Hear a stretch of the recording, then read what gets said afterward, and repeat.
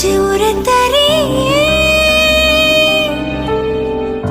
கொடிய விட்டு கொதிச்சு மல்லிகையே ஒரு மொழி சிரிச்சு பேசறியே வாய மேல வாய வச்சு வார்த்தைகளை உறிஞ்சு போட்டு விரல வச்சு அழுத்திய கழுத்துல கொளுத்திய வெப்பம் இன்னும் போகல.